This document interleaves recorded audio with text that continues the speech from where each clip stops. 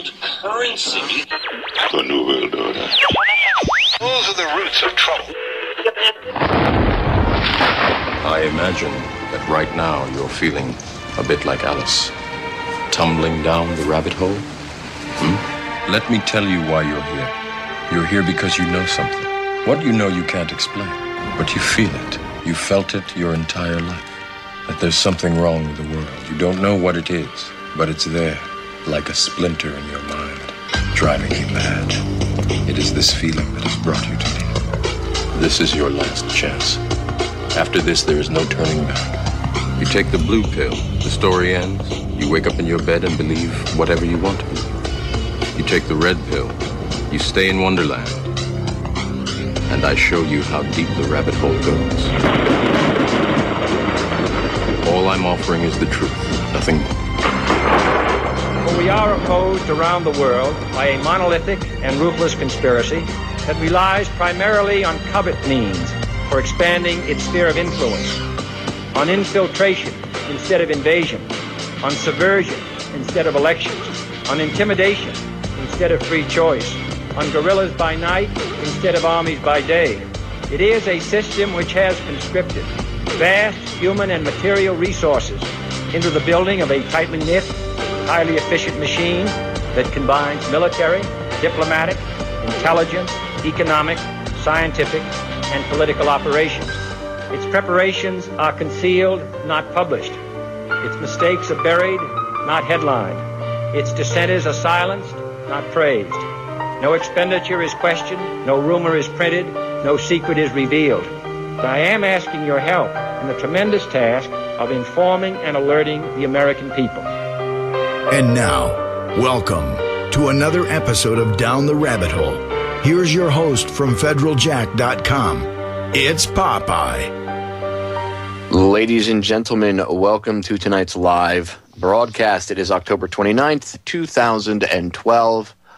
I have a bunch of different things I want to get into. Before I forget, I want to make sure I let everyone know next Monday's broadcast will be a special broadcast. It's not going to be you won't hear my intro music or anything like that. We're going to be broadcasting the third-party presidential debate from 9 until 10:30. It was supposed to be this week, but because of the hurricane, they're pushing it to next week, Monday. So the day before the election day. So we're going to be airing the second third-party presidential debate between, I think her name's Jill Stein, the female, and Gary Johnson are the two. They've narrowed the field down, which is kind of whatever, but we'll be airing it here on Orion next week, Monday, with commentary from everybody, Ryan, Ken, Joe, Tim. I myself will probably have to be in on my cell phone because I will be on the road and mobile, so it kind of works out at the same time because I have to make a run up to my out-of-the-way place that I am moving to next week. So just a heads up, everybody, next week, Monday, in lieu of Down the Rabbit Hole like we normally have on Monday nights, we will have the third-party presidential debate live with commentary to follow like we had last week. Joe had to give up a show last week. I have to give up my show next week. That's the way it rolls. We do it for you. Okay, I want to get into a whole bunch of things. First, let me introduce my co-pilot for this evening because I could get off onto a tangent, and I don't want to forget that I have a co-pilot sitting with me here, and I want to bring him on. He's been on the broadcast many, many times. He is a show regular, and he comes on at least once a month to hang out with me and give me commentary and go over all the craziness. My good friend, fellow radio show host, investigative reporter, and all-around pain in the ass to the New World Order, Mr. Mike Vale. Mike, welcome back. Hey, man, happy to be here. And I've been coming back here pretty regularly, and it's good to break down info, man, with people who are like-minded and hash it all out. Yes, sir, and there is a ton of info I'd like to go over. So let's start with the hurricane because it's the most obvious thing. It's on everyone's mind. In fact, as you could tell, there's a lot of listeners that are missing from the chat room tonight because they are probably getting blown around by the hurricane right now. I've noticed that there's a lot of the names that I normally see up in the north are not on right now. So, all right, here we go. I want to hop into an aspect of this that many people aren't probably going to expect to come out of my mouth. And that is the infotainment side of what's going on. And I'm really, really just, I don't know if taken aback is the expression for it, but maybe irritated is a good word. There's a lot of with this hurricane. And then the earthquake the other day on the West Coast and the tsunami that came with it.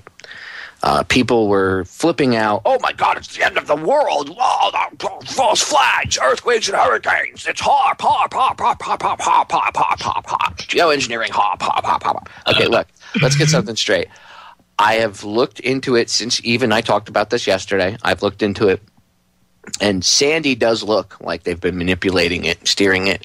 As I said on air yesterday, if they dicked with the jet stream, then that's a sure sign. If the jet stream is moving around weird, it's a sure sign that they're dicking with it. And I looked into it, and the jet stream has been moving around.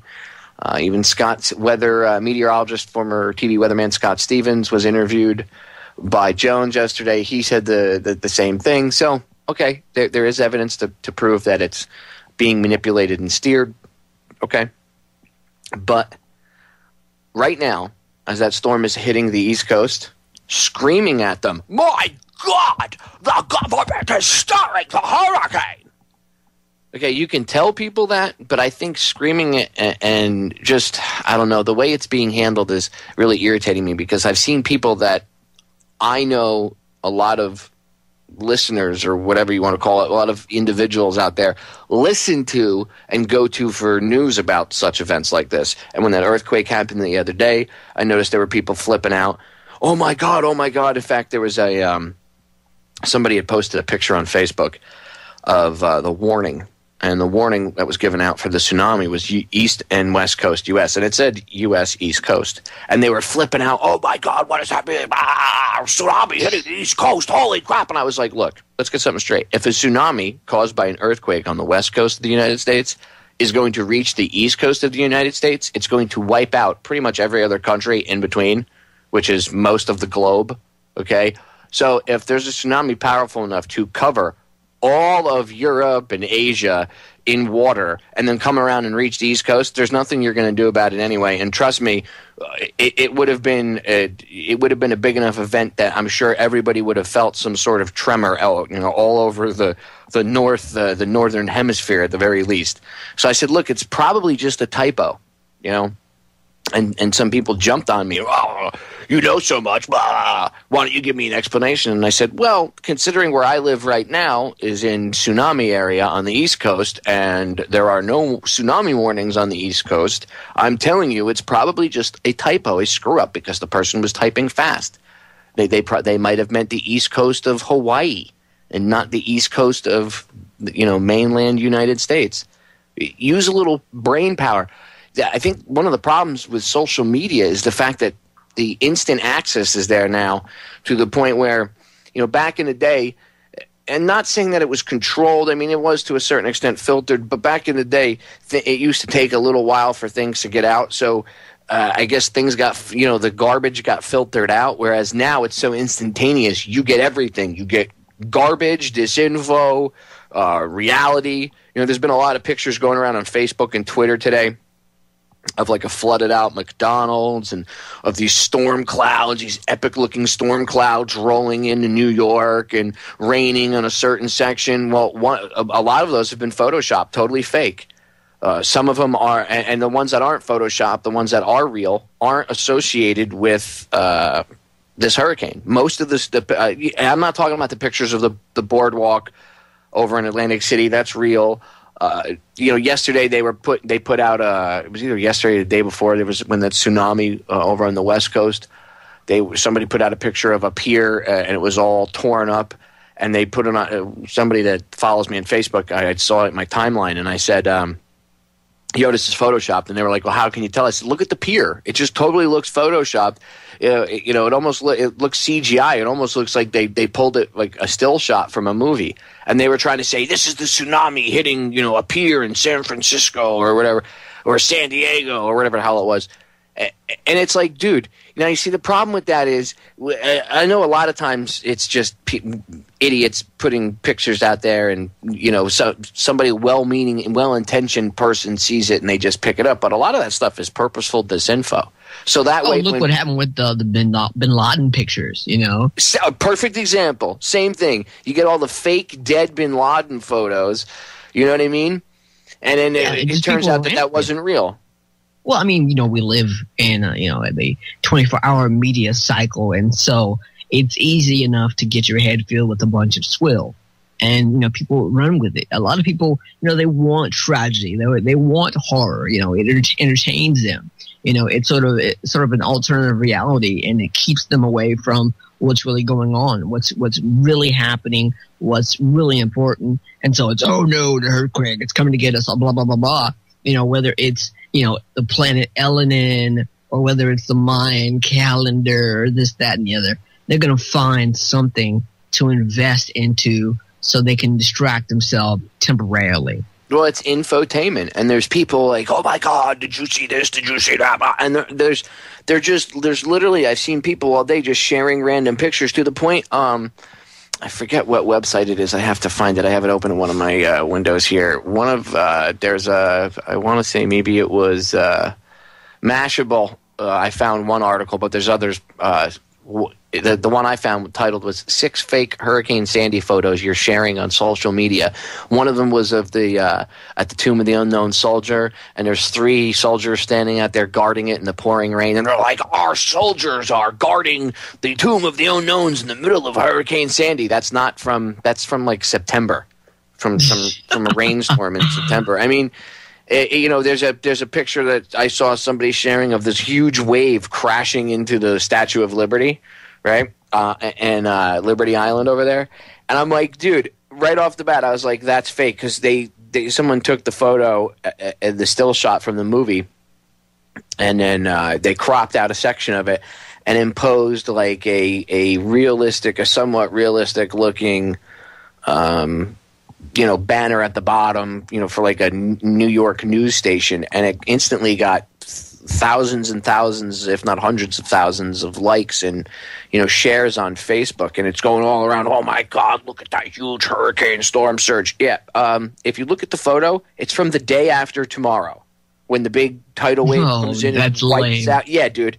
It's a cropped photo from a still shot of the movie the day after tomorrow. But people have been sharing it on Facebook. Oh, my God, Mike, did you see Liberty Island is wiped out? And I'm not saying that this hurricane isn't a powerful event. I'm not making fun of it. I'm not by a long shot. This is a bad event. But this is the kind of stuff that, A, makes the alternative media look bad, because you start sharing photos, and this is what I mean about people doing actual investigations. This is why I don't jump to conclusions, and I always take a day or two to at least to look into stuff before I say, oh, I think it's this or I think it's that. Because what happens if it's not? And you just come out and you come off looking like a schmuck. And that's what's happening. There's a lot of people sharing credibility. Well, dude, there's pictures of, there's people literally sharing all these photos, and there's more. The McDonald's one, like I said, there's one where it's a McDonald's, and it's, oh my God, McDonald's in Virginia Beach is flooded, but that was like an artist thing it was like a planned thing that they did inside the McDonald's. So it's not from the storm itself. It has nothing to do with it. But people, again, with the instantaneous access to information nowadays, people don't know the difference between infotainment and, fake crap. Or you have to literally take a step back and look. I mean, I've seen a lot of these photos, and I'm like, fake. And I don't believe any of the pictures. But look how the media plays into it. I mean, you look at it, they give so much coverage to it. They really, they really do hype it up. Oh, batten down the hatches. This could be bad. I mean, they're just as bad, if not worse, than anybody else. And, they're getting more people watching it because it's a tragedy, whether it's something going on in Haiti or wherever else on the planet. If it's a tragedy, if people are dying or if it's something really bad, they're going to get more play. They're going to get more people watching and more people interacting and involved in it. And, it's one big piece of, basically trauma-based mind control. Yep. And look, I'm not saying that, by the way, that this storm is not being geoengineered. Geoengineering exists. Scott Stevens explains the use of chemtrails, how they use it in conjunction with HAARP. It's almost like a bullseye, like an aiming mechanism for where they're going to hit. They use it to meter things along the storm, everything else. There's plenty of, like I said, the jet streams been manipulated. You could see it. The ultra low pressures, just yeah, but we have to be storm, objective at the same time. Well, no, of course, go off the top and say it's HAARP, it's HAARP, it's HAARP. And well, that's the problem. Like people go right off the bat, dude, and they're like, it's HAARP, it's HAARP. As soon as there's an earthquake now, it's HAARP. As soon as there's a storm, it's HAARP. And it's like, guys, I know that they can control the weather, and believe me, I'm the first. Well, I'll be the first person to stand up on the top of the mountain, screaming, "My God, they can control the weather." I have no issue talking about that. But look, I'll give you a better example of that. Okay, if you really wanted an earthquake that created a tsunami that would really wipe out a lot of stuff, guess what you do? This is old technology. Okay, it's been around for a long time. You take a bunch of machines that put out ULF, ELF frequencies, and you basically blast out the seabed. And this creates like a ripple effect. And it's been done since the 20s, 30s, and 40s, up to, Vietnam.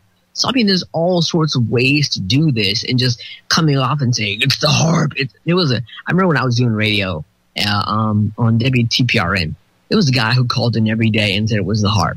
No matter what happened, it was HAARP. I mean, it seemed like HAARP was like the ultimate, bow tie conspiracy theory. It all matched up and, packaged together, and so people believe it.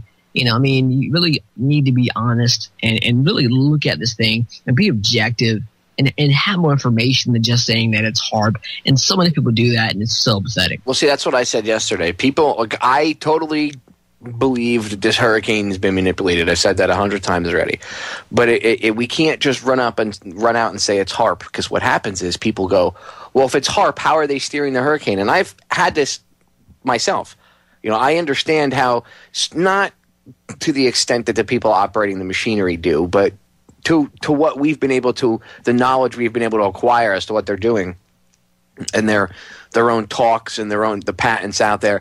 We have an idea of how this stuff works and how they can control storms.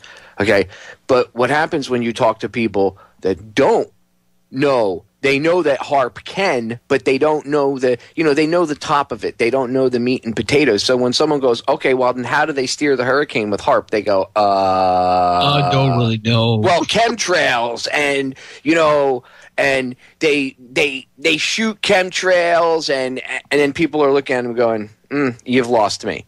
Okay, so in order not to lose people and in order not to be looked at like, oh, they're just crazy conspiracy theorists crying wolf every time there's an issue, we need to have the scientific evidence lined up.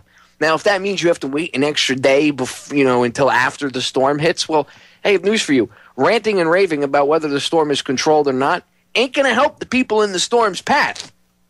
No, it isn't going to do a damn thing to help them. So although it's important that we investigate it and report on it and expose it, we shouldn't be focusing that type of fear either and screaming, my God, the hurricane is controlled. They're going to wipe out the eastern seaboard, because you're putting out the same fear vibe that the mainstream media is putting out. And who's going to listen to some raving lunatic? Screaming the sky is falling, like on everything. We have a greater responsibility, dude. I mean, if you're going to go on air and you're going to broadcast, you have a greater responsibility than doing things. This is why it pisses me off when people do stuff just for ratings. I know they do it, and that's part of this, whatever, but you should really check yourself. And you don't need a group of individuals to check you. You as a human being should check yourself. And, if you can look at yourself in the mirror in the morning because you love doing that, then whatever. But I don't think exposing it is super. But I'm not bashing, by the way, any one individual. I'm just saying there has to be a fine line of how we present this information. There is a fine line of how we present this information. And we can't buy into the same presentation techniques that the mainstream media does. Even if it is being controlled, screaming and yelling at the people on the East Coast going, my God, it's going to wipe you out. That doesn't Do you know how many people on the East Coast? You couldn't evacuate everybody if you wanted to. So, filling all those people in that area with fear is just unjustified. And you're going to make them panic, which would probably cost lives anyway. Yeah, it would cost. That's even worse. Why not? Why not say, hey, look, there's evidence to support it, blah, blah, blah. Show it scientifically. No, take the emotion out of it. And then, also try to present, hey, be prepared. Yesterday I tried to talk about a little bit of preparedness. I went over one of the best things to getting through any of these emergencies, whether it's a huge snowstorm or hurricane, tornadoes, whatever, is community. The federal government ain't going to come in. Look, if they're going to come in and they're just going to cause a bigger problem. It's like I said when I was talking to my brother, because he lives up in New Jersey. I said to him before his power went out, I said, well, just be careful, because remember, after the storm comes the bigger problem. He said, what's that? I said, FEMA. Yeah, you're right. Absolutely right. I mean, they come in and make a bad situation worse. When was the last time the government ever got involved with anything and fixed a problem? I mean, let's just look at history, dude.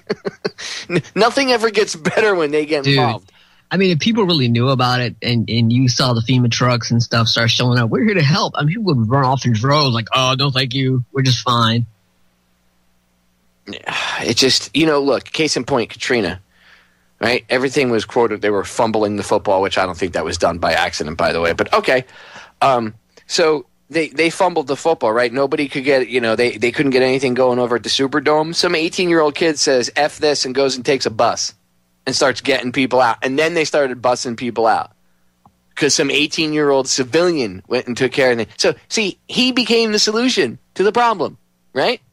He got a busload of people out of there. So why can't we all do that? Well, then FEMA would become irrelevant, wouldn't they? Then we wouldn't have to worry about these morons coming in and going, we're here to stop looting. Which is another thing I want to get into on the other side, because there's an interesting aspect of this, and I'm going to share my personal experience with going through hurricanes and stuff. But InfoWars put out an article today showing all these different tweets where people are talking about looting. Some of them, you can tell from the tweets, are just being a-holes, making stupid comments. Some of them maybe might come off like they have a malicious tone. We really don't know.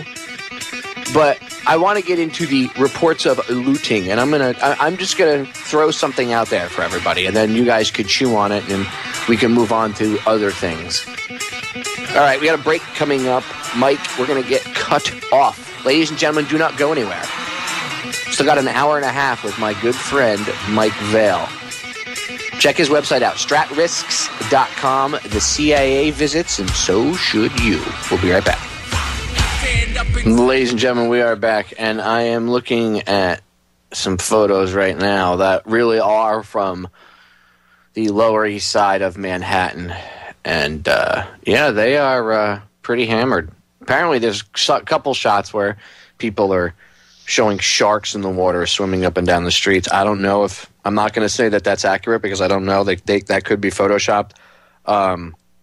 Yes, it can happen. It is possible, but a lot of, like I said, there's a lot of fake images going on. Like somebody just shared an image of somebody, one of my followers on Facebook, as we're having this conversation, just shared an image, the image I was talking about with the Statue of Liberty from the day after tomorrow. And they're like, oh my God, is this for real? No, it's not. If a wave that big was coming over top of the Statue of Liberty over on Liberty Island over there and around Ellis Island, guess what? All of Manhattan would be underwater. It would be just like in the movie. So, I mean, come on, people. Use a little common sense. I'm not picking on anybody, but this is what I mean. And I'm not picking on anybody for wanting to look at photos of what's going on or know what's going on. I'm not picking on anybody, but we're feeding into part of the problem. Before you share a photo on Facebook, make sure it's real. Yes, the photos of Ground Zero flooding out, I have been told, are real. I have gone to multiple different sources to make sure that it is accurate, and the construction site at Ground Zero is flooding out. But all of that doesn't surprise me. I mean, that's all really super low. That's not too far above. But you would think, you look at an image and you see like a wave over the Statue of Liberty. I mean, you're thinking everyone's dead dead. They're done, okay? You would think, how likely is that? Really, is that really going to happen in reality? Probably not, unless, something like horribly happens and, it just devastates the entire U.S. or even further. So, no, that won't exist in reality. So, possibly I won't believe that it's real. I mean, come on here, folks. It's common sense. Well, like I just saw a picture on where it's a shark. There's a guy who took a photo where there's a shark swimming down the street, and they on the whoever uploaded it to Facebook, it says 142nd Street in New York a few hours ago from before dark, and it's the picture of the shark. Well, it turns out the real picture is from Puerto Rico, from years ago, from a different storm. So you see how, yes, there are real images being put out there. Certain things are flooding, this, that. But some of the stuff, people, we need to, before you just run out there and start sharing photos on Facebook. See, this is where the danger of Twitter and Facebook come in. You can be manipulated and actually take part in the manipulation itself by passing along erroneous, bad information. And that leads me to what I was talking about before I went to the break. Now, InfoWars put out this article that people, might riot, and if they're saying on Twitter they're going to riot, and why they would do that, even though it's the FEMA camps and martial law, and the National Guard is there to help the police with looting. Although the NYPD is like the 7th or 8th, I forget which number it is. We'll say 7th. 'Cause it's the 7th largest army in the world, right? So, and Bloomberg's even admitted this. So, why they actually need the National Guard? Getting you prepared for a police state, blah blah blah, martial law. That's another story.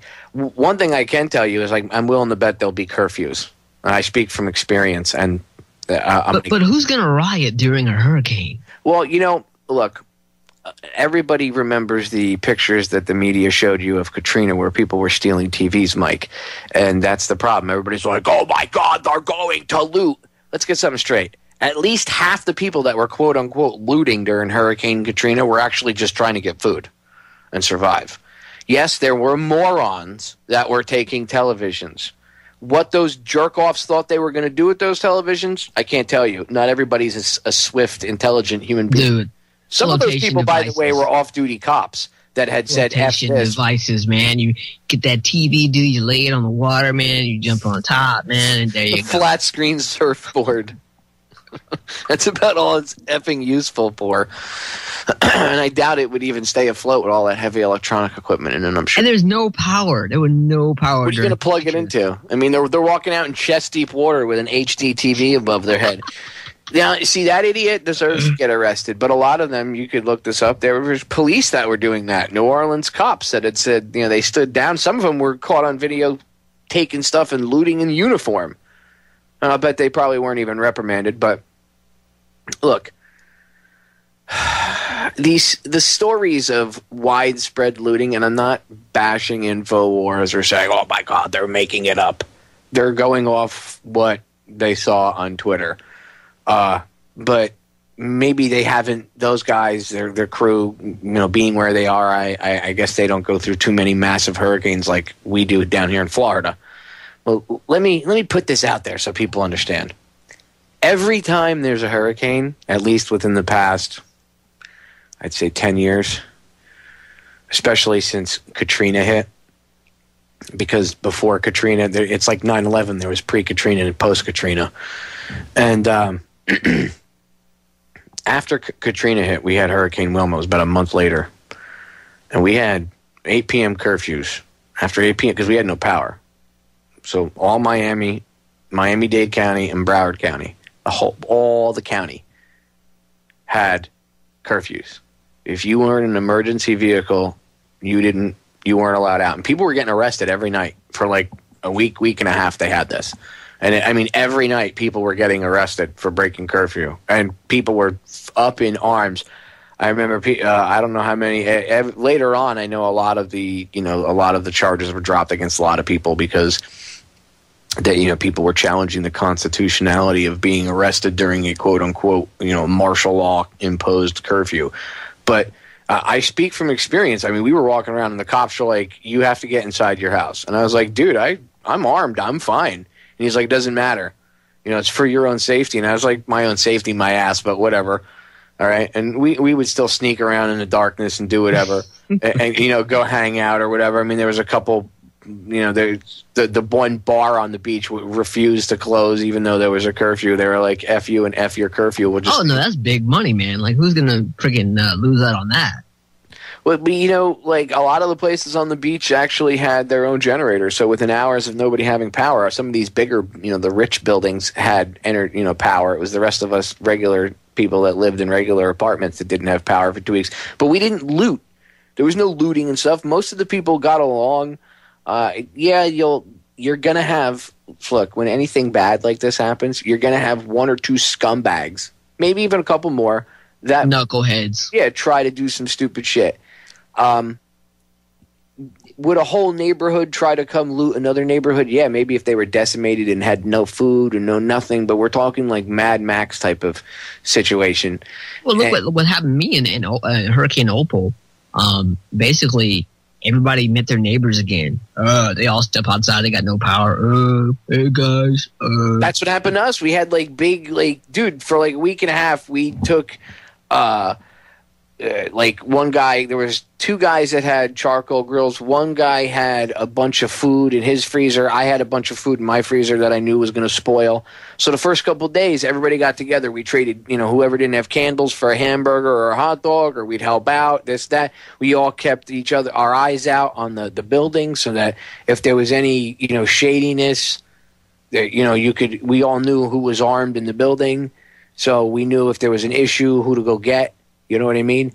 It was, yeah. And it was handled very, you know, matter of factly and very, you know, just, you know, get it done, and that's it. There is no, you know, hemming and hawing. It was, hey man, I have a candle. Can I trade you a candle for a hamburger? Sure. You have extra candles? I could use a couple extra candles. Here's a hamburger, you know? And all my friends were laughing at me because I had made preparations, and they're like, oh, you crazy nutbag, blah, blah, blah, blah, blah. I was the only one that was prepared.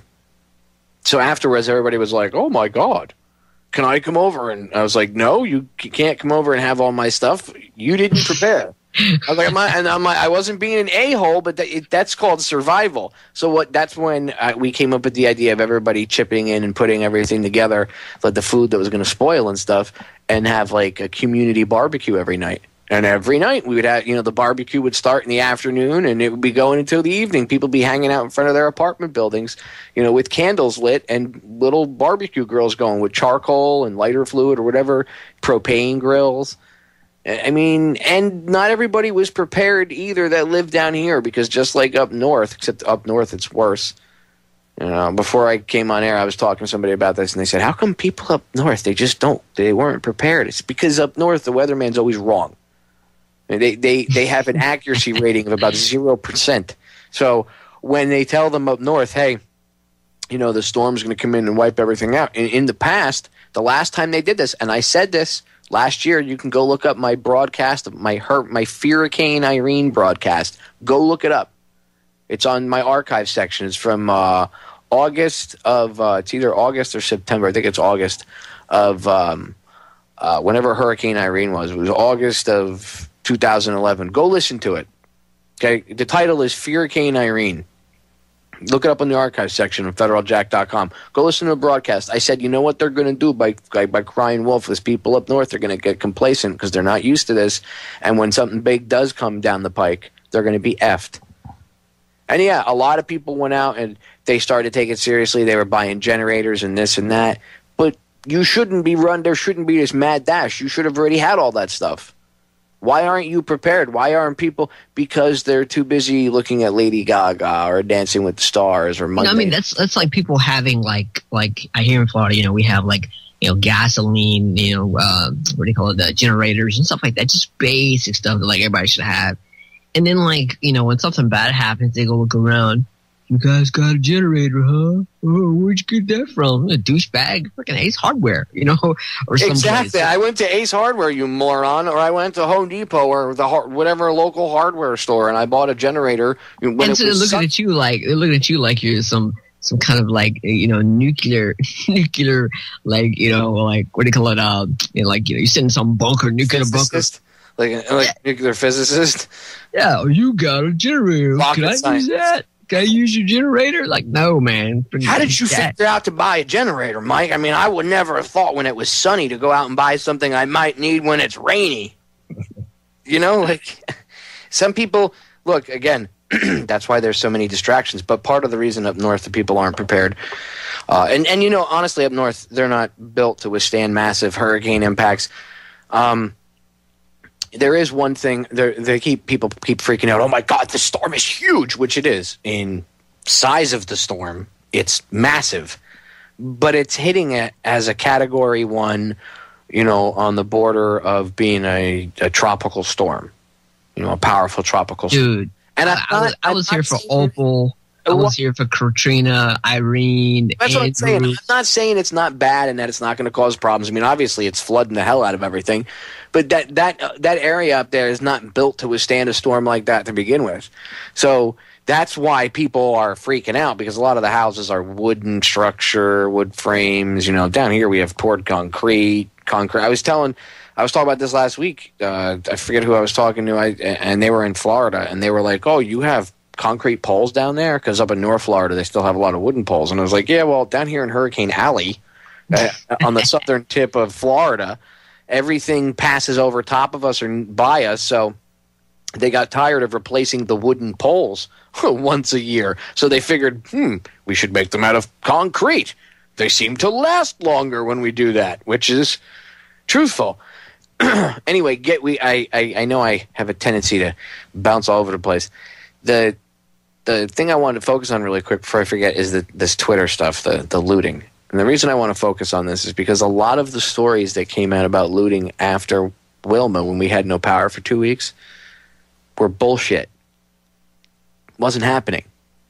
It was somebody sitting around, I heard, I saw on the internet. And this was 5 years ago, so it wasn't even I heard. It was someone sent me a text message, or someone, I talked to somebody, and it was rumor and third hand info. Oh, dude, shinfo, total shinfo, which is, in case you don't know, it's what I call, it's my little name for shitty information. I call it shinfo, and that's what it was. It was inaccurate.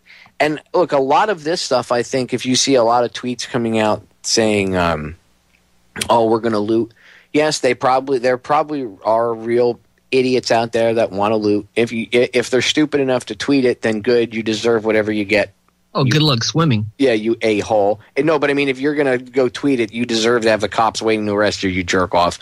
Second of all, some of them I think was just being facetious or sarcastic, maybe, taking swipes. Some anonymous douchebags, basically, just saying what they're going to do, even though they're not going to, or whatever. But see, this is why I bring it up, because they used that excuse down here to help push for a curfew, because they didn't want looting like you saw in New Orleans and all the widespread craziness that you saw in New Orleans. We're not going to have that here in Florida.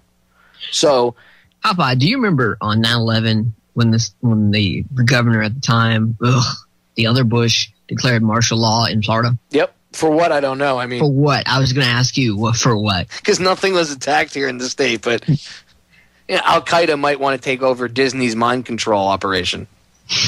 I mean, really, what are you going to attack? There's military installations in Florida, but they didn't even attack anything in the state. Well, President Bush was here. Yeah, reading My Pet Goat. And if he was really a target, do you think the Secret Service wouldn't have whisked him out of there as soon as they found out the first plane had hit the first tower? Really? Really? You don't think they knew what was going on? If they didn't, and they didn't whisk him out of there, they actually all failed in their duties that day, and they should all be brought up for dereliction of duty and endangering the life of the President of the United States and all those children in that school. I'm just a conspiracy theorist, though, right? Because I understand standard operating freaking procedure, right? Come on now. They didn't have that, with JFK. They had no Secret Service. They were JFK. Well, just Google JFK Secret Service stand down. Watch the video where you see the guy that's supposed to be standing on the back of the car. He gets waved off as the car turns onto Elm Street, which is where he got his head blown off. And you see the car turn, and the guy that was, running along the back of it, he looks back and he's like, what the F? Why am I being waved off? And then that's why you're being waved off. Because you'd be in the way of the damn kill shot. That's why. Yeah, but you can kind of see how things roll when you have the standard operating procedure, and then it's completely not standard operating procedure, and it just goes completely haywire. One of the red flags of a false flag event when standard operating procedure goes all FUBAR, and everything all of a sudden SOPs are not being followed. That's an oddity. I'm going to tell you right now, from being in the fire department and being in the military, I'm going to tell you right now, it is an oddity when SOPs aren't followed, especially in a big situation, whatever that is. And you think about all the drills that go down, okay, preparing for the standard operating procedures, preparing for putting these things in play that you do all the time, that you never, ever change. And then the day it happens, everything changes. And you go, well, what was that all about? Exactly. You have to pay attention to the SOPs. And in this case, look, I'm not saying that this is a false flag attack or anything the looting thing. All I'm saying is I know that bullshit stories of looting were used to enact a curfew here. I lived through it. So I am trying to share my knowledge with you and tell you, from my standpoint, a lot of this, we're going to go loot and all this is bullshit. Okay? There might literally be morons that are going to go loot. You know how you handle that? Well-armed citizenry. Well, up there, unfortunately, you see, isn't it interesting how events like this, I'm just going to say, if anything does happen where there's like widespread looting or anything, it's because the Northeast, they don't have effing guns. Jersey has some, you can have a gun in the house, whatever. New York City blows. You don't need a gun in Jersey, man. Well, baseball bat, that's how we used to handle things. Thank you. Baseball bat to the kneecaps. But look, honestly, someone's going to break into your house. You want my honest advice? Whoop his ass. Protect your property. Well, we're not there, Popeye. We evacuated. So what do? You go back. Well, the government won't let me. Well, then who's causing the problem? Who's causing the problem? Well, they say it's not safe. So what are they going to do? Do they go in and fix everything and then, sweep everything up and clean it? No, we have to do that when we go back. But they just go in and they let us know that it's safe. So are you listening to yourselves? Look, I've lived and they don't even know, like what's safe or what's not safe. No. I worked in the government. I was on the freaking fire department for 6 years. I'm going to tell you, when the shit would hit the fan, the government, the city manager, they would come to us and go, what do? We don't know. It was the fire department and the first aid squad in the town that I lived in that took care of emergencies and stuff. It was the fire chiefs and the guys on the department that the town managers they would sit with their thumb in their ass. They're politicians, they're bureaucrats. They don't solve problems. I've seen this 1,000 times, right? Where you notice, really who the leaders are in a certain area when all hell breaks loose, and then the people that were supposedly authorized to do certain things, they go look around going, well, let's vote on what we should do. And then the person who's a real leader goes and does it themselves. Done, dude. It's just it's frustrating, but don't buy into the looting thing unless you have video or you see it with your own damn eyes and it's not some picture from some other event. Don't buy into the looting, because I'm going to tell you what, I can see the powers that be using using BS stories of looting, or even if there is some small cases of looting, blowing it completely out of proportion and using that to justify having troops on the ground, standing on the ground in New York City, and maybe even in surrounding areas. And then who knows how long it would take to get them out of there. And I'm not saying the National Guard doesn't help. I've worked with them in the past when I was a firefighter during that. Yeah, but they've been federalized. See, that's the problem. Now they've been federalized. See, that's the magic word, Mike. Yep. The magic word is federalization. And as I said, the storm itself is not the worst part of a hurricane. No. And Popeye, don't forget Project 1033, where Homeland Security and DOD gave the local police military weaponry. Well, that too. They're militarizing the police. So I don't want people to investigate. Don't just buy into the random tweets of some jerk off on Twitter. We're going to go loot. Trust me, I've seen what happens when rumors get picked up and then ends up creating a bigger police state issue. All right, hour one up, hour two coming up. Don't go anywhere. Ladies and gentlemen, we are back with our number dose here on tonight's live edition of Down the Rabbit Hole. I am your humble host, Popeye from FederalJack.com. Riding shotgun with me tonight is my good friend, radio show host, and investigative journalist, Mr. Mike Vale. Mike, welcome back for hour number two, brother. You know what, man? I'm going to have to say this right now. I am absolutely disgusted with entertainment in general. It's like literally like you picked a bunch of circus freaks from rural Georgia and you gave them a television show. They have no talent. They have no abilities. Are you talking about this honey boo boo garbage? That I'm talking in general. In general, you just pick a bunch of freaks that have like no skills whatsoever. No skills, can't act, can't do a goddamn thing. Okay, they can do nothing. They have no skills, no viable thing that would make people interested in them, except for the fact that they're circus freaks, and they put them on television, like what's that whore? The Kardashians. I was going to say, which one? I know, right? I know. There's so many. Okay, she is famous because her father was rich. That's it. Okay, and that she's got some business somewhere, right? Or Honey Boo Boo, okay? You got a bunch of fat rednecks that like have so many double chins, they need a bookmark to eat. They have a show. And it's literally like trauma. Like trauma. Circus freaks and trauma every day for entertainment. And people love it.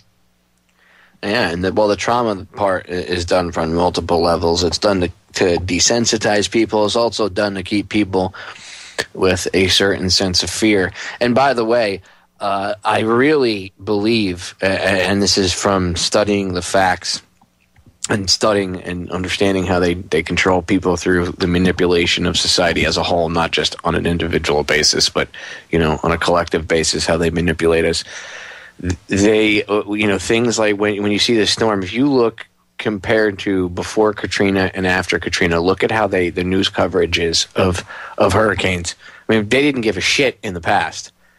A Category 5 could be bearing down on New York City, and they'd be like, "Yeah, well, you're going to have this," and you're on your own. Yeah, they would. There was this push for informing people about the storm, but it wasn't like you see now with these cable news network. Dun, dun, dun, the daring music when they come in with the news break.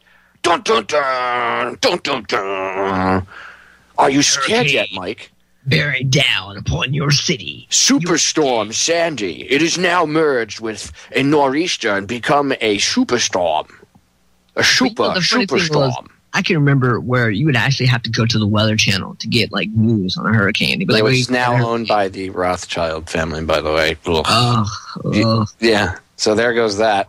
So check this out, okay? Speaking of calamity, catastrophe, and trauma, besides the circus freaks. Someone told me to go check out the show called Revolution, right? And what is the premise? You're the second person in 2 days to bring this show up to me.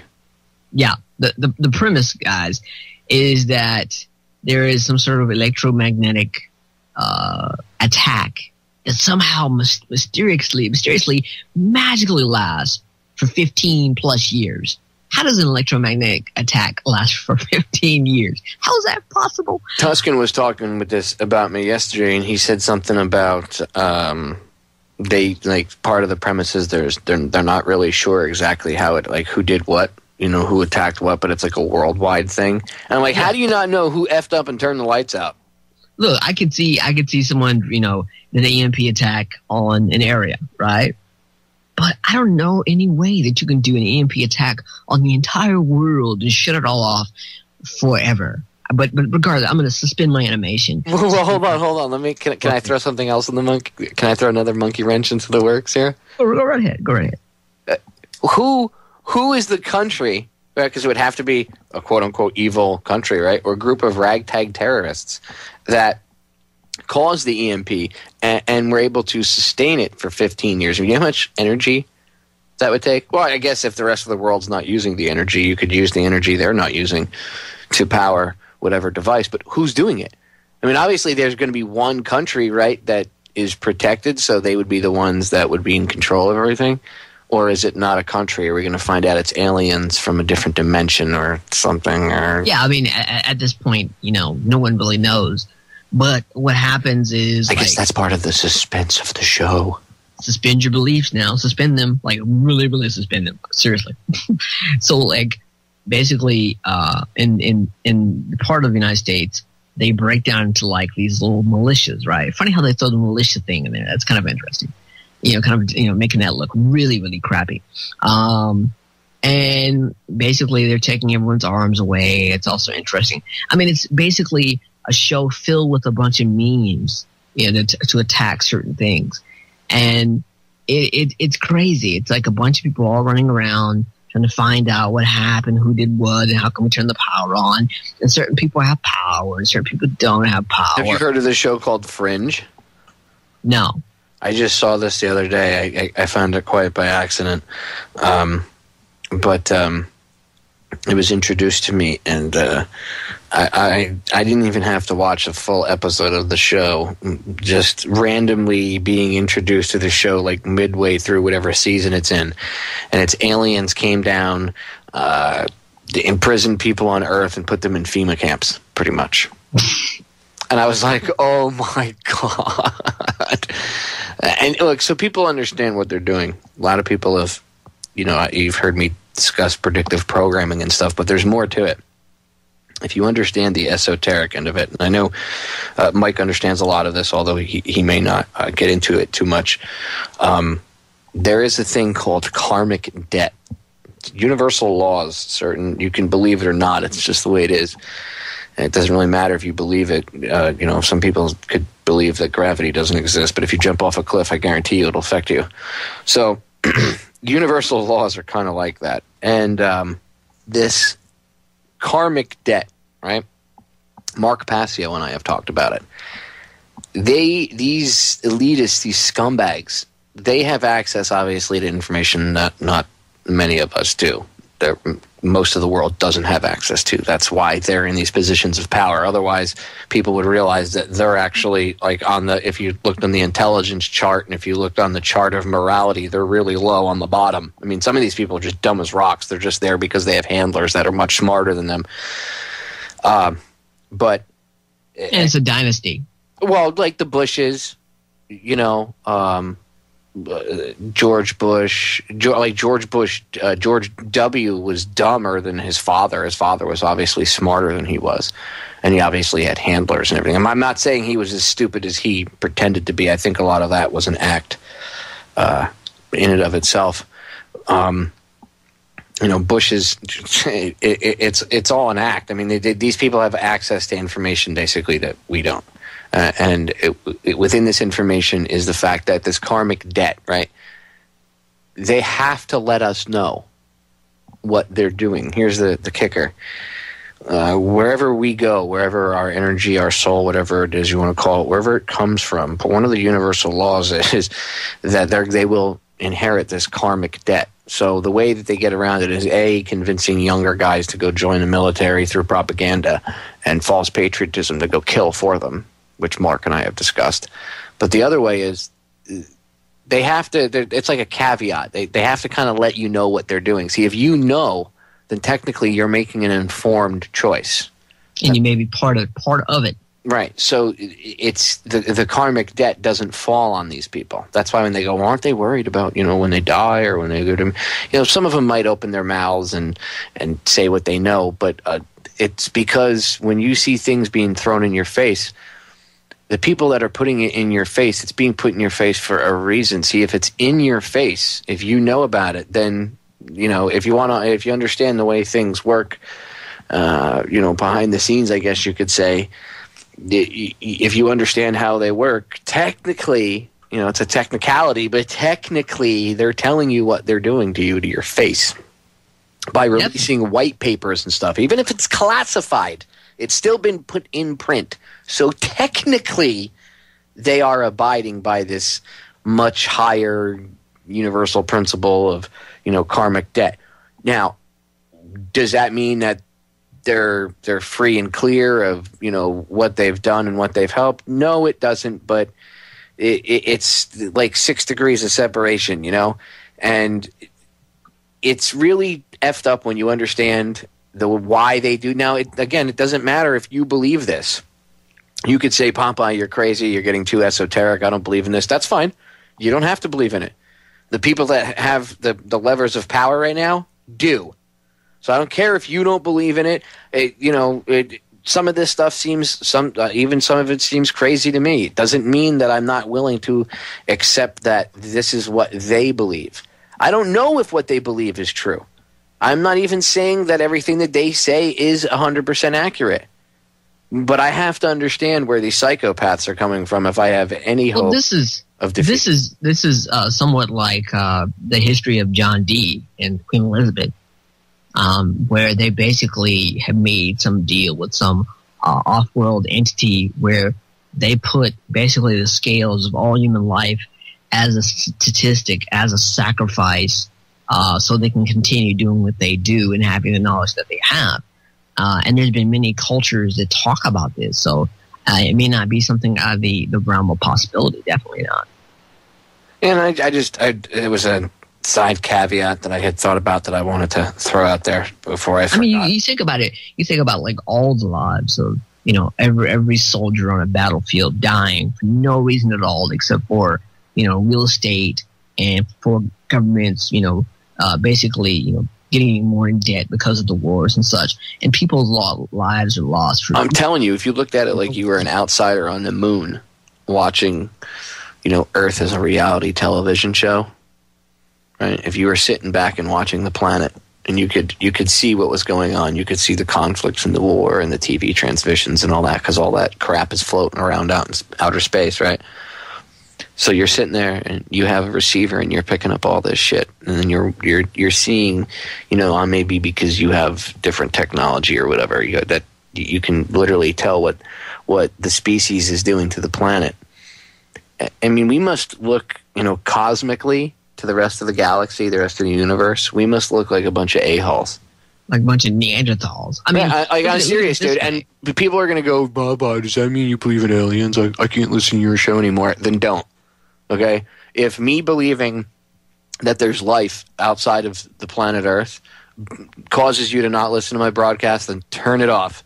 Because I refuse to be arrogant and not have an open mind to the fact that we are not the highest thing on the food chain out there. That would be look at it like this. I mean, you think about it. You think about this, the raw sacrifice of human life with wars and such, and famine and everything else. It's like a bunch of lemmings all walking off the cliff in a line. And you go, there's a cliff there, you're going to die. Oh, no, don't worry about that. We're fine. And you just watch them, just die, thousands at a time. Oh, that's what's going on right now. Yeah, and it's ridiculous. No one's saying, maybe could we stop this? Could we stop all this? It's like we're the lemmings that stopped on the side for a smoke break and a cup of coffee before we jumped over, and we were like, Yeah, something doesn't look right. And suddenly we're not lemming anymore. We realized that we're all zebras. Yeah, I mean, to be honest, like, I think I'm pretty cool. But obviously, there's something has to be out there, better than me. I mean, I'm pretty damn cool and all. You too, Popeye. But there's got to be something better than us out there. I would at least hope so. Oh my God, do I hope so? I mean, because you think about it, right? Especially, I know my own faults. I hope, you know what I mean? Like, there's got to be something out there that's an intelligence that's different. I mean, you look at it like, based upon sociology, and you look at it based upon like the psyche, right? We wake up in the morning, we put our pants on the same way, we put our wallets on the right pocket or the left pocket, and we have these little patterns that we do. We're like automatons on a certain level, right? We drive the same way to work every day. We're like robots. We're like rats in a little cage here, right? So if we are the height of the evolutionary cosmic food chain, then I really do fear for this world. Dude, we're effed if we're at the top of the food chain. A good buddy of mine who worked for NASA, worked for DARPA, said that he really believed, Charles Osmond said, he really believes that some entities are watching us to see whether or not we expunge ourselves from the planet or not. You know, basically blow ourselves up, kill ourselves, because we experiment all the time with weaponry. You never know what can happen at a moment's notice, and we can wipe ourselves out. We'll never know. And maybe they're just sitting there watching us like, oh, it's the Earth channel's on tonight, folks. That's what I'm telling you, dude. I said this before. They're like, it's the new edition of Earth. You know, we got to be like the coolest reality television series in the universe. Seriously. People from all different galaxies tune in to watch what the jerk-off human beings are going to do to one another. Look at these morons. Uncivilized a-holes. You look at it on a time basis, right? And you think about it, like, the planet we live on has been wiped out like many times over and over for different reasons, whether it's an ice age or maybe just some meteorite comes down and just wipes out, you know, the planet, you know, debris or whatever have you. So, you know, if you think about it, something like that could happen. It's not going to be a hurricane. It's not going to be a tsunami. You know, it's going to be an asteroid or it's going to be an ice age, something like that. And then we come back. And then we're back to the Stone Age, and you know, maybe we rebuild, learn how to, you know, learn the wheel again, all this kind of stuff, or maybe we touch the obelisk, become real smart again. Wow, that's a little cute there. But things like that happen, you know, like generationally, you know, like upon like thousands of years in advance, over and over and over again. We're in a cycle that like we haven't got out of, like lemmings, you know, basically, you know, out of gorge just walking off. And we haven't yet stopped. Someone has to stop us. Please stop me. Stop me. I'm telling you, dude, we must look like a bunch of a-holes from like outside of the planet. We really must. We really must. I mean, look, let's look at it myopically. Let's look at the hurricane again, right? People right now, as we're talking, are tweeting. One of the things that's the Twitter trends right now is Coney Island Hospital. Do you know why? Because people were twittering that there was a fire at Coney Island Hospital and that there were trapped Con Ed workers and oh my God, and none of it's true. Now, what would happen if the FDNY raced over there in all these floodwaters and this horrible-ass weather and they got killed? A truck of them got killed because some jagoff made some erroneous call. Seriously. Yeah. Now, as a retired firefighter, that shit really pisses me off because we lose a lot of good firefighters each year and EMTs because of shit like that. Okay? People need to stop that. Stop it. This isn't funny. This isn't a game. Stop with the twittering and all the fake pictures and all the other crap. Knock it off because there is real stuff that when real things are happening, people aren't going to believe it.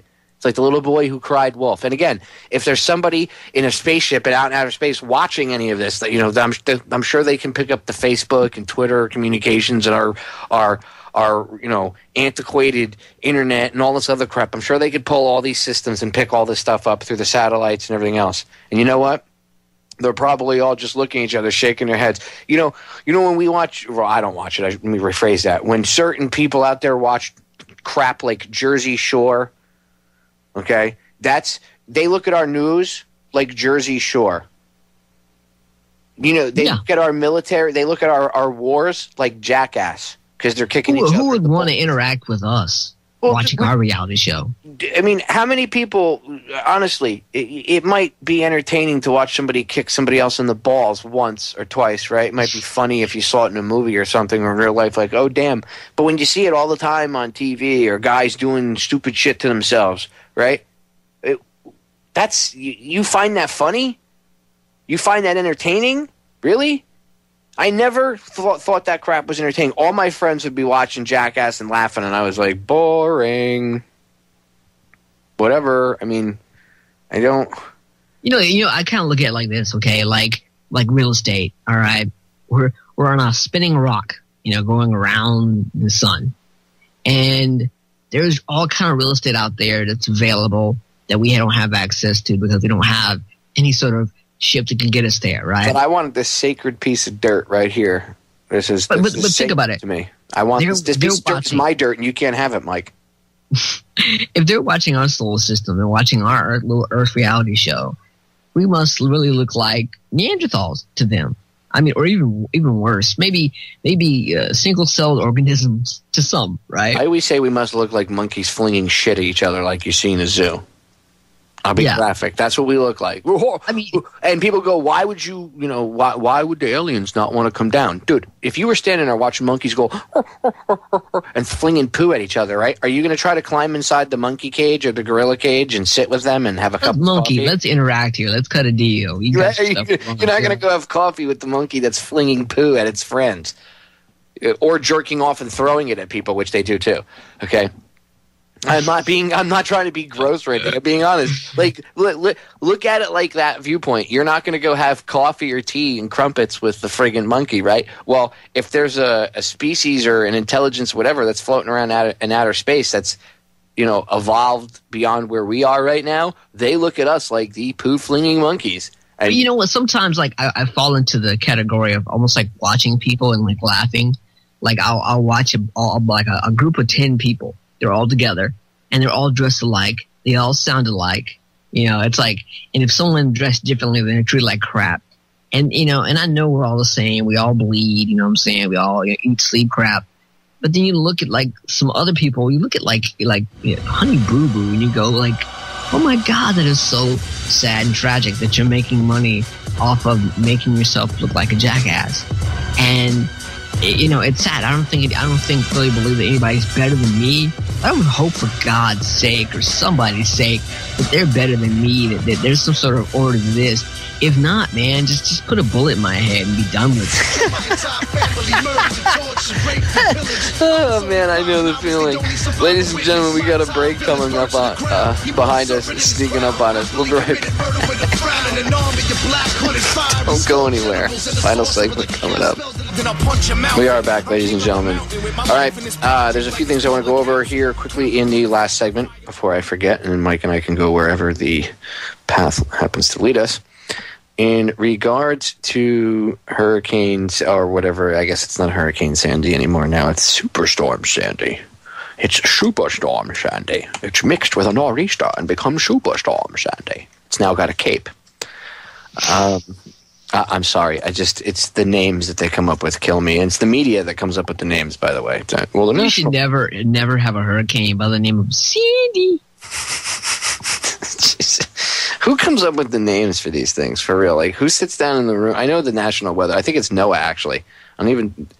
they go through, like, a list of names alphabetically. I don't even think it's the National Weather Service. I think it's NOAA, the National Oceanographic, whatever institute in aerospace or whatever the frig they are. I don't even remember the exact terminology for the acronym there. Anyway, you guys can expect, I want to just tell you what, in case you don't know anything about hurricanes and you happen to be listening on your phones, iPhones, whatever. You can expect probably a week or two, no power at least. I would say there's probably going to be curfews. You're probably going to hear stories of looting, as I've talked about. Look, you can get through it. Just community. And people, if you're going to give, because I've already seen it, I left a comment on George Takei's Facebook page because Takai, he's one of my friends on Facebook. I see he's friends with like about a bazillion people.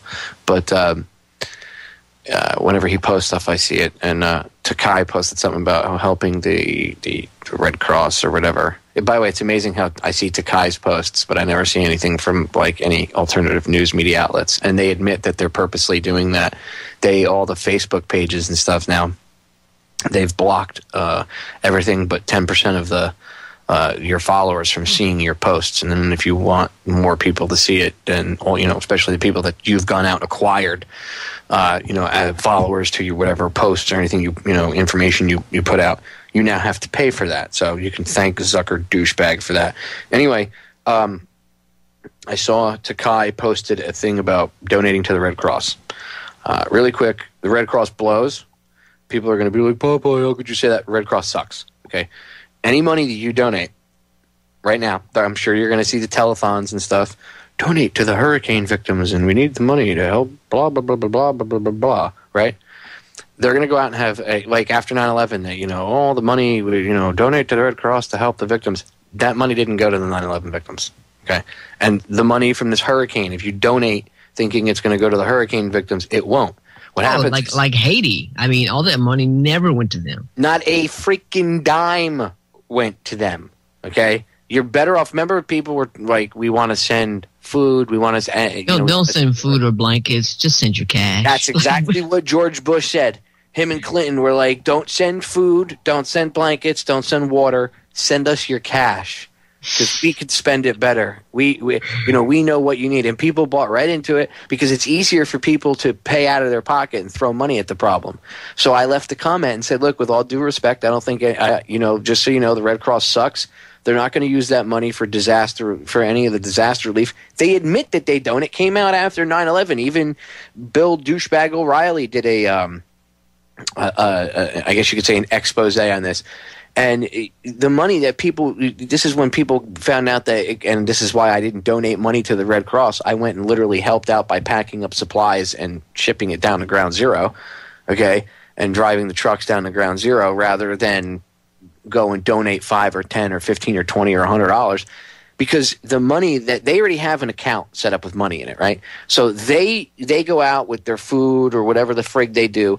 They go, and a lot of times the stuff that they bring to, like, supply wise is donated by big corporations and companies. Trust me, I saw it with my own eyes. Okay, so these companies and stuff, they donate all this crap to the Red Cross. The Red Cross then disperses it out. But the money that if they use any money out of their own funds, okay, that money that they use, they already have in a bank account. They already have that from other collections, other fundraisers, as I call them, and then they have an issue, and they go out, and people go, well, it's good though, you're supporting the Red Cross because you're the money you donate. Look, it helped. They had the money in a bank account, right? No. Who do you think pays their secretaries and administrative costs? Exactly. Yeah, when there's no emergency, when they're not doing something. What happens if there's no emergency for 3 years? Where does their operating costs come from, genius? They use these events, these emergencies, as fundraisers. That's why I don't give to big charities. If people want to help out, and I'm not saying don't give to charity or help out to any of these hurricane victims, this is what I'm going to tell you to do. And then, Mike, I'll give you the floor. This is what I'm going to tell the listeners to do. You want to help out? When the storm is over, you get in your car, if you can, and you drive over there. You form a group of people, if you guys can, if you're electrical engineers or electricians, whatever. If you want to help out, you really want to do something good for your fellow man, don't send $20 out of your pocket. That's the lazy person's way of doing it. No. If you can, take your vacation days. Take 3 or 4 of your vacation days and go over and see what you can do. If you're a company that that can help out in whatever way, you're electricians, carpenters, power companies, individual, like privately owned companies that run power lines and stuff, which there's tons of them out there, telephone companies, people that do cable, whatever the case may be, okay, bring water, bring food, bring supplies. If there's people that are displaced, people in the surrounding area that do have that could help out, offer to help these people out by giving them a place to stay for a couple of days, a dry roof over their head, a place to take a bath and a shower because they might have lost everything they own. Okay, throw humanity at the problem instead of throwing cash at the problem. Damn right. That's the way to solve the damn problem. And I know it's a rant, but I'm just tired of seeing, support the Red Cross. No, bullshit. You know what? Go out and do something. If you want the world to be a better place, then you have to do it yourself. Throwing $20 or $100 at the situation is not going to do it. Get in your damn car and go and help out. If I was closer, I would already be there, waiting, okay? I wish I could do more. I really do. There's part of me that wishes I could do more to help out the people that are there. But there's enough people up there that if they just got up off their butts and instead of throwing $20 at the situation, through their humanity and their love for their fellow man at the situation, everything would be solved much faster than the government would ever get done, and you don't have the need for all this martial law bullshit. End of rant. The floor is yours. I mean, it's like this, okay? Like, even if you live in a city, I've seen this. If people live in a city when a disaster happens, they'll go in and give like, you know, $10-20, like they're doing something, even though they can go right down there, they can cook food, they can help out, they can do all kinds of stuff.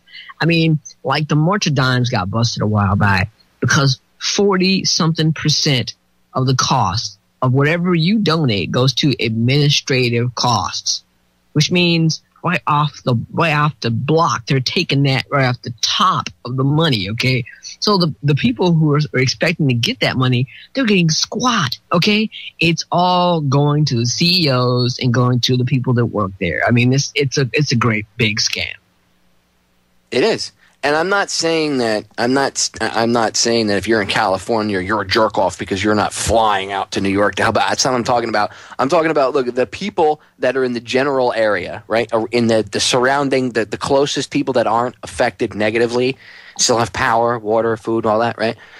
You guys could go support them physically, and if money needed to be raised to buy real things like water and stuff, get a local community organized group together to raise the funds. And then people in other states could donate to that and then have true accounting and show where it goes. If somebody actually did that and showed up an organization like the Red Cross, you'd make these scumbags irrelevant. And besides, the Red Cross is owned by the Rothschild family. And you know, that's why it's got a Red Cross. just saying. But how hard is it to, like, you know, basically go to some local place, you already live there anyway, and just put some money in a hat to help people? I mean, how fucking hard is that to do when you live there? Okay, people can live like 10 miles away from disaster. Well, I guess I'll send them $20. I mean, it's like you see those commercials. You can help an African child out for 50 cents a day. Really? I seriously doubt it. Well, dude. You don't even get me started on the African children BS. When the guy comes on it, they show the thing at like 3 o'clock in the morning. And it's like, I understand. He gives the guilt trip. You know, I understand. You've been too busy. And he starts laying this guilt trip. You know who I'm talking about, the dude with the beard. And he's like, You've been too busy. Meanwhile, little Fiji here, whatever the kid's name is, they of course they pick the skinniest, like most diseased kid out of the group, right? He's got flies on him. Like death warmed over. Right, exactly. They're like spraying the kid down with like liquid animal feces so the flies are attracted to him more, right? And they're like, little Unfufu or whatever the kid's name is here, you know, he's got like one tooth, and they're like, your inaction of not giving 15 cents a day, it's killing him. Meanwhile, the producer is off camera eating a sub sandwich, right? Like Sam Kinison used to joke about. And he's like, wait a minute, put the sandwich away. He's got to look hungry. Don't let him see that. You know what I mean? Like, dude. And then they come on and they guilt trip you. I know you've been too busy. Hey, you know what, fat ass? You know, you're over there. Instead of spending, I don't know, 25 or 30 grand at that minimum to shoot the commercial, how about you spend that 25 or 30 grand on food? Douche. No. See, they don't get real food. They get the Monsanto corn, the Monsanto wheat. Right, exactly. Give the starving people, we don't have any money for real food, but we have vaccines. I mean, like you see those lame commercials where, Henrica in Latin America will send you letters and stuff every week to let you know how she's doing, and you find out it's some boiler operation where they're like forging letters out to people. My name is Henrietta and I'm in Latin America. No, you're in New Jersey, dick shit. Dude, it's a hustle. It is like the greatest like guilt hustle of all times. And you got Bill Clinton and George Bush saying just Sally Struthers and all them. They got nothing on this guy that comes on TV now. I'm telling you, this guy knows how to lay a guilt trip like I've never. Oh, have you seen the dog commercial? The ASPCA commercial. My wife starts crying when she sees it. Like, I'm not kidding. She'll start literally tears will overwhelm her, and she's like, "I can't look at it. It's so sad." I'm like, "Turn this crap off." And she's like, "But we have dogs." I was like, "Look, I love animals. I've fed stray animals. I've rescued them. I love animals. I have a big heart when it comes to that. But I'm like, this is just playing on your senses, and I can't allow you to be manipulated like that. I forcefully. It is. I mean, like literally, like basically pushing your button points and going, Give us money, you scum. You're not giving money to the dogs. Look at this sad animal. He wants your money. Even though the money go into the, in the pockets of the people running the scam. So, I mean, it's sad. It always comes down to the money. It's always about the money, dude. Always, always, always about the money. You ever notice that? It's always about the Benjamins, as they would say. Always about the Benjamins. And, man, I forgot about that but you brought that up. That's a good point about, what's his name? Bush. Don't just send us your money, Bush and Clinton. Just send us your money. Like during the money, Mike. Damn it. Like during Katrina, right? When everybody's like showing up and they got all kind of food and water, everything else, they're blocking them off. Like, do not get in our way of making money. Okay, just go back where you come from. We got operation. We're running here. We're making millions of dollars off of idiots. Do not try to interfere in our operations. Dude, I love it. Just send your cash. Just send your cash. And then it was basically released publicly that the whole thing was a scam. The Haiti if you go look it up, there's some, and I don't remember the exact names of the reporters that released it or whatever, but there's people that looked into that and exposed that not a big time dime of that money. Of course, the mainstream media was like, but nothing to see here. Nothing to see here. Here, you want to hear Bush say it? Listen. People want to send blankets or water. Just send your cash. One of the things that do you have to? I mean, like, really? Like, could I be any more explicit about what they're doing? Right? But he sounds like so like kind of blasé about. Yeah, you like, don't like. I know you want to send help, but don't. Just send me your money. Just send us your money. I mean, basically, just said it again. Listen. This is like the best. Kudos to Mike for the best sound clip of the day now. I know a lot of people want to send blankets or water. Just send your cash. One of the things that President will do is to make sure your money is spent wisely. Haitian people have got a tough journey. Yeah, they do. Because, you don't want people to send help. You just want them to. I know a lot of people want to send blankets or water. Blankets or water. Send your cash. Send your cash. What a piece of crap, dude. I swear to God. Just send your. I mean, it's the first 5 seconds of the video clip. The first 5 seconds into it, you hear him say. But Popeye, did he really sound like he gave a rap? No, you should see the video. He's like, just send your cash. You could see he's like, please, I just want your money. I love, we'll spend your money wisely. I know a lot of people want to send blankets or water. Just send your cash. You should see the smirk on his face. You know what I'm going to do? Look, just go to Google or YouTube for the listeners, right? You'll hear this. For the people that hear it later on, go to YouTube, and the title of the video, it's from CBS News. Just go to type in Bush, B-U-S-H, space, just send your cash. Okay? Or Bush, just send your cash. And you'll see the video should come up from CBS. And for the listeners in the chat room, because you guys are listening live right now, I will drop it into the chat room for you. So there you go. And I don't know why it didn't show up as a video, but there you go. Just copy and paste it, and you can check it out. So there you have it. President Bush letting you know that, hey, it's not important to bring actual blankets or, send food or anything like that, because that would make sense, because that would solve the problem. We just want... You know what? The funny thing is, like, Sir Jeffrey Amherst back in the days gave the Indians blankets with smallpox. Well, okay. and today, like, FEMA will basically starve out people so they can make a little... Or they give disease-laden trailers. Yeah, exactly. The very same thing. The very same thing. Conspiracy theorists for talking about things that actually happened in the past. I know. Speculating on the fact that they might just do it again. Because, look, we know what... Look, I'm just from your cash. And I'm from your government, and I'm here to help you because we know what's better for you. In fact, President George W. Bush wants to chime in. He has something to say. I know a lot of people want to send blankets or water. Just send your cash. One of the things that President will do is to make sure your money is spent wisely. in our pockets. Oh, God. You gotta be kidding me. People, really, they'll spend our money wisely. Think about that. A lying politician is telling you with a smirk on his face, just send your cash. Just send your cash. I mean, that's about as bad as Henry Paulson saying that if you don't bail out the bankers, it'll be martial law. But that didn't happen, Mike. You're a conspiracy theorist for talking about that. You know what, dude? Any unofficial reality that I speak on this radio program, I'll probably pay for at a later date, to be honest with you.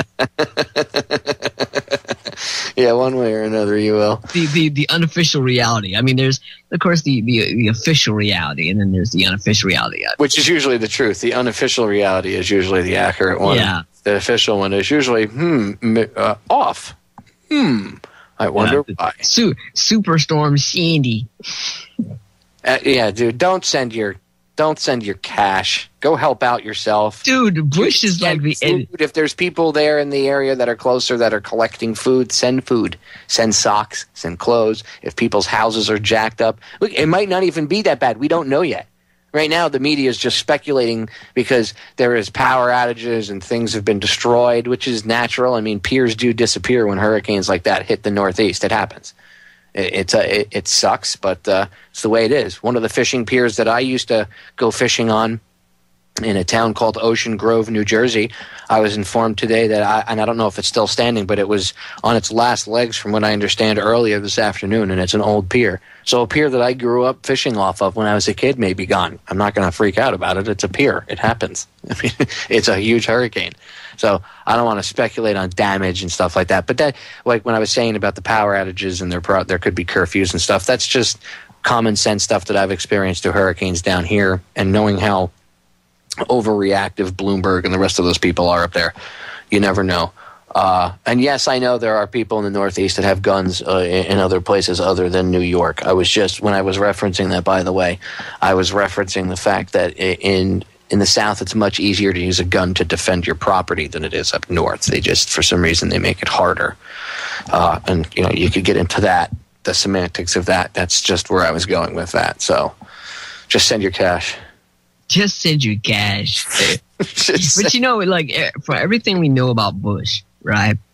When Bush comes out and makes like a public statement, just send your cash. You know what that means to us when we basically deconstruct it?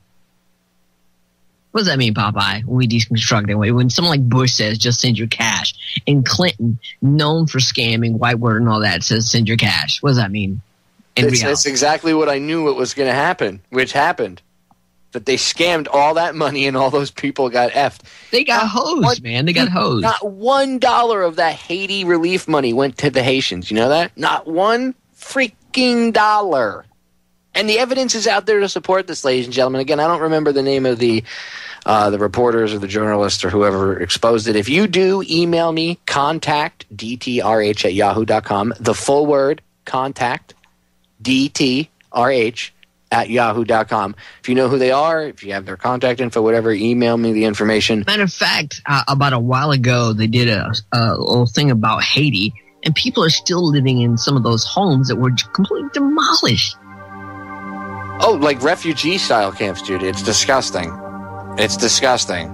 See, that's what happens when you just send your cash. So don't do that with this hurricane, okay? Let's actually be the change we want to see in the world and actually step up to the plate and do stuff. And we can't do that, Popeye, man. We gotta watch Honey Boo Boo. No, F Honey Boo Boo, F mainstream TV. Let's stand up and throw some humanity at a problem instead of some cash. Damn right. Mikey, we are out of time. As always, man, when you're on, time just flies. Hey, man, had a good time, and I'll do it again. Plug your website really quick. Shoot. Stratrisk.com. The CIA visits, so should you.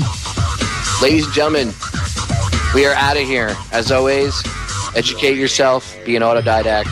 Love you all. No fear, only love. We are out of here.